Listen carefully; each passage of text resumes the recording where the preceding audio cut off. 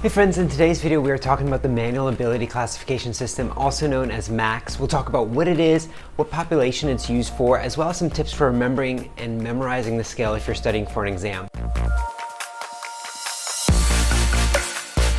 The manual ability classification system is a classification system used with children with cerebral palsy age 4 to 18 years old. A lot of time this system or scale is taught in conjunction with the gross motor function classification system or scale. Unlike the gross motor functional classification system, which specifically looks at how independent a child is in navigating their environment, this classification system looks at how easily and efficiently a child can handle objects in their immediate environment. Therefore, this scale gives practitioners some really handy information to help us communicate a child's level of function, and it gives us very different information than what the gross motor function classification system or scale gives us. Another way to put it is that the gross motor classification system gives the picture of a child's independence in navigating their environment, and then what the manual ability classification system gives us is the picture of what the child can do with their hands once they've navigated to the objects in their environment and how efficiently or effectively can they handle those objects. There's also a mini MACS for children ages 1 to 4, and it's more specific to objects that would be appropriate for younger kids. But in today's video, we will stick with the regular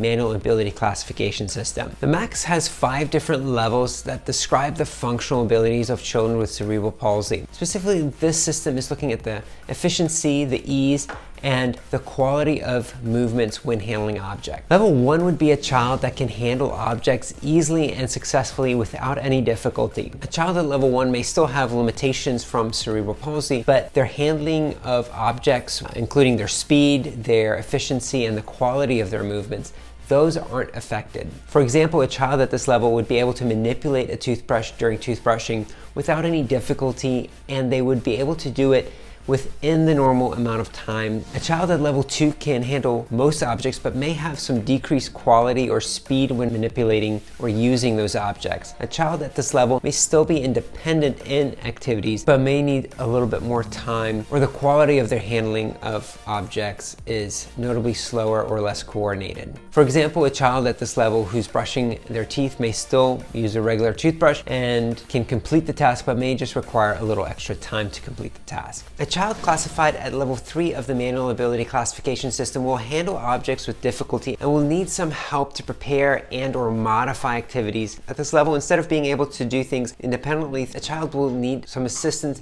adapting either the activity or the environment to allow them to be more successful. Therefore, unlike the previous level where a child may be independent or modified independent, they will now need either setup assistance or supervision when handling objects during their day-to-day activities. An example of this might be a child who needs to have toothpaste applied to the toothbrush to have that setup assistance. A child who's classified at level 4 of the manual ability classification system can only handle a limited selection of easily managed objects and can only manage those in adapted situations. Remember, in level 3, a child could handle most things in some adaptive ways. Now we're getting to only a limited selection and only in adapted situations. A child at this level will need more physical assistance in order to handle objects. For example, in level 3, a child may have only required a universal cuff and some setup assistance. Now a child may need the universal cuff as well as some stabilization at the elbow and some physical assistance from an adult or caregiver. Next, we have level 5. A child at this level doesn't handle objects and would have significant limitations and has severe limited ability to perform even simple tasks. Therefore, at this level, you can think of total assist for things such as grooming,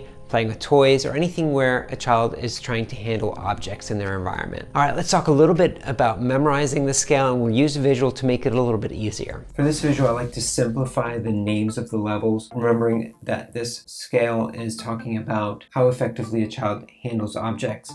So level 1 would be normal handling of objects with this little visual of the girl brushing her teeth without any difficulty. Level 2, I associate the words slower, decreased quality to remember that a child would handle objects slower with decreased quality, therefore the speedometer being low. However, it's important to remember that both of these levels, a child is independent. I guess you can kind of think of it at level 1 being independent, level 2 being modified independent because of the decreased quality and speed of movement. Level 3, I associate the words most but difficult, meaning They can handle most objects, but with difficulty. And this is really the point where an adult would need to be part of handling objects, either to set up the environment or to supervise an activity to help a child effectively handle objects. So they're not hands-on yet at this point, therefore you just have the adult's face, which is different than level 4, which I call the limited and adapted level, meaning a child can only handle a limited amount of objects and only in adapted situations. This hand here is to signify that now an adult needs to get hands-on. So kind of the way I think of level 3 is this is setup, supervision, assistance, and level 4 being more so maybe mod to max assist, so where an adult is helping continuously throughout the whole activity and getting hands-on. Level 5 means, again, no handling of objects, so this would be total assistance, and the X is just to signify that.